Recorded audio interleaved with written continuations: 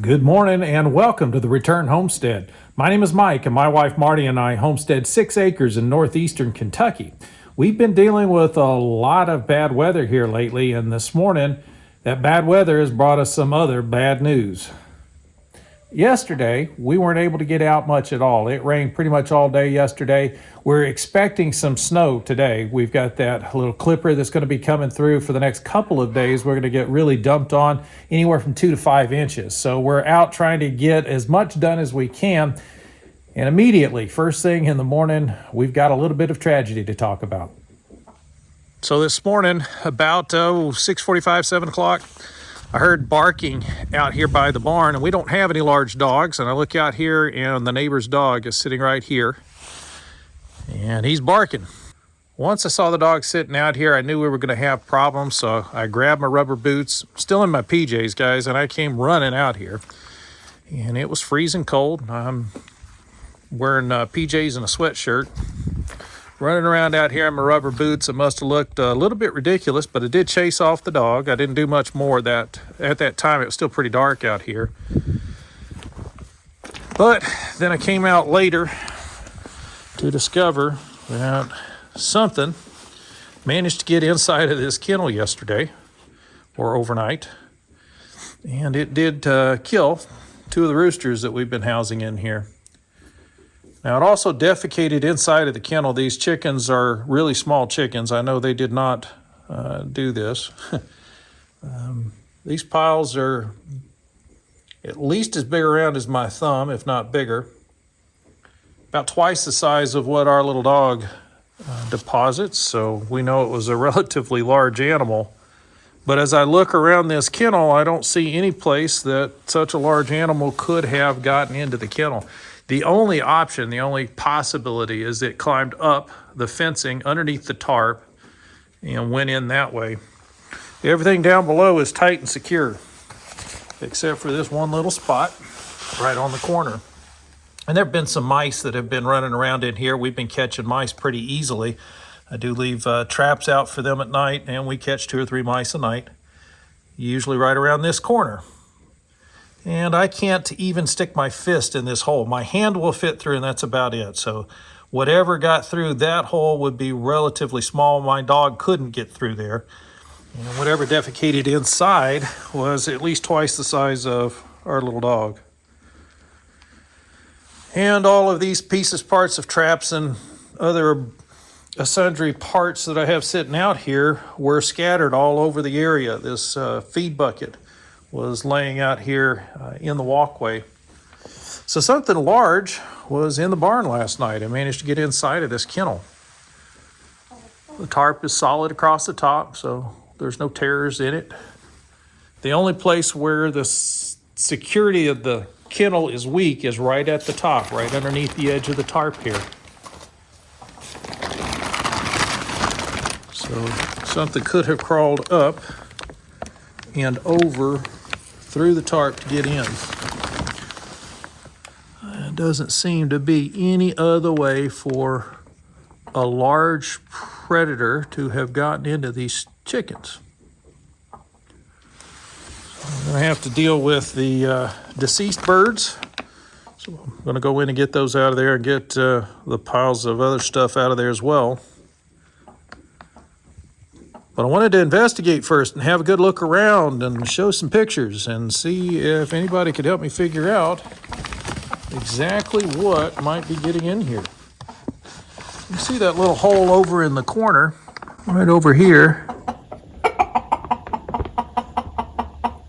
Looking at that gap from this side, it's looking a little bit larger than it did from the other side. But I'm still not sure something twice the size of my little dog could have gotten through there. That'll be my target, though, for figuring out how to tighten this up. And we're not terribly concerned about the roosters because we were going to dispatch those roosters anyway. They really don't fit with the flock. We've got too many of those roosters. But just behind me here is the coop for the main chickens. These are our egg layers that are living back there in that coop. And anything that got into this kennel could eventually find its way in there, and that would be absolutely devastating. That is a large portion of our food supply, so we got to do something to tighten things up, and we're going to have to set some serious traps tonight to see if we can catch whatever is taking advantage of these chickens that are stuck here. Putting some light on it helps. It does not for the camera, but it does help me to see them a little bit better. There are definitely small animal tracks. A raccoon or a possum is what it looks like. Almost human hands, like small child's hands. So probably a possum.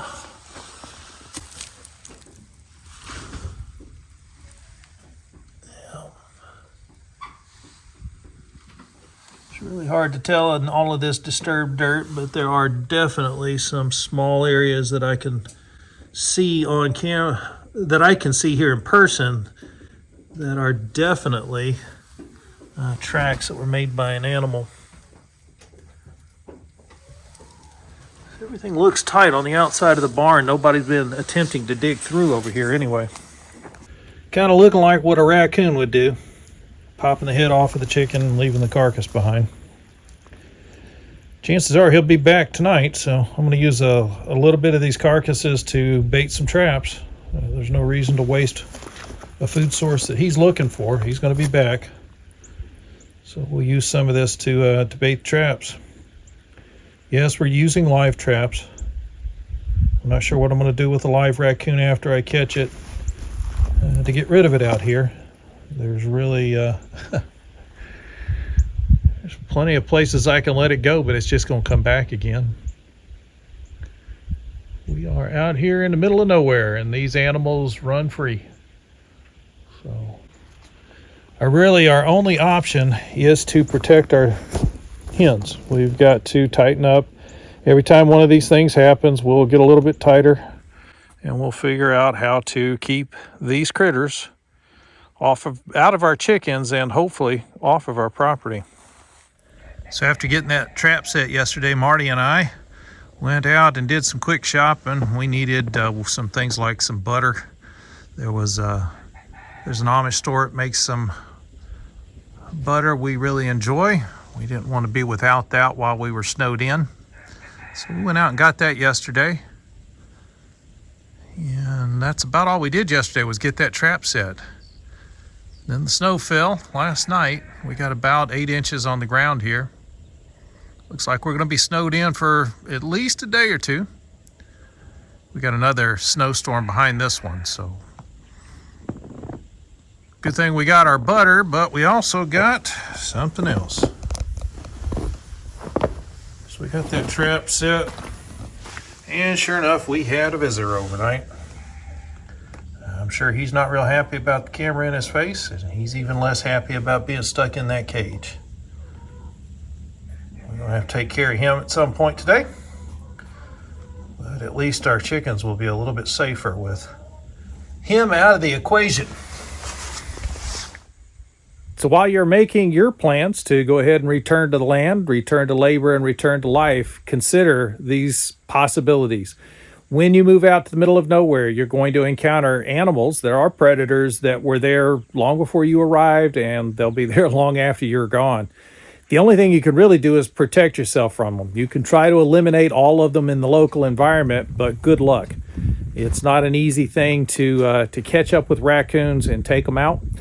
Possums are about the same. They're nocturnal creatures. They're only out in the wee hours of the morning when everybody else is asleep. So you can try to trap them, but they're also fairly intelligent and oftentimes very difficult to trap. We've caught quite a few raccoons and possums in the time that we've been homesteading, and we had our best success in Urington. So when we were out in Urington, Nevada, out at the depot on our first homestead, we really didn't have problems with these types of predators. And the reason was we put our coop inside of a secure fence. We had a 6-foot tall secure fence around the entire garden area, and the chicken's coop was inside of the garden, similar to what we've done with the silkies here. And we will put a perimeter fence around this garden as well. But in the end, it was the hot wire that really did the trick. So we've got to get hot wire up around our chickens if we want to keep them safe from the local predators. And that's going to mean getting hot wire around this barn as well. This thing it's a beautiful piece, really. It's a lovely barn. We enjoy and appreciate the fact that it's here. It may look a little rugged on camera, but I assure you this is a good and solid barn that's ready to take care of animals and ready to meet our needs here on the Return Homestead.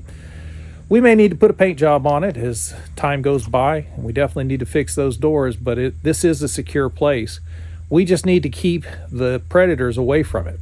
And that may mean the neighbor's dogs, or it may mean the local raccoons. Either way, we're going to have to put up some hot wire. When we put up the hot wire in Nevada, we had no more problems from predators. There were a couple of times where I heard a loud yelp and turned around to see where it came from, only to see a cloud of dust where some coyote or a raccoon had touched that hot wire, got themselves a snoot full, and went running. So we're going to use that same tactic here. It worked for us there. The chickens we had there, we never lost a single one. We never had any predators trying to dig into the coop. We never had any problems at all from predators there. And we saw them all the time. The coyotes were right up in our backyard. We could go out with a flashlight at night and spotlight the raccoons, their eyes glowing blue off in the distance. But they never came anywhere near the chickens, and we never had any problems with the coyotes coming any further than the front porch. Whenever they did, they hit that hot wire and they would take off running. We wouldn't see them again. So that's what we're going to have to do here as well. We do appreciate you joining us on the Return Homestead this morning. Sorry for the bad news this morning, but that's what happens when you make that commitment to return to the land, labor, and life. Sometimes, if you have livestock, you have dead stock. Fortunately, this time it was just some roosters that we were going to be turning into dog food anyway. So a little loss of dog food material here, but in the end, we'll use the carcasses to trap the predator, and we'll get that predator removed from our property. Probably removed with extreme prejudice. If you haven't subscribed to the channel yet, please take a moment to do so. And while you've got that window open, could you hit that thumbs up icon? That's going to let the algorithm know you enjoyed the video. And according to YouTube, they'll share it out with more people. We'll see you next time.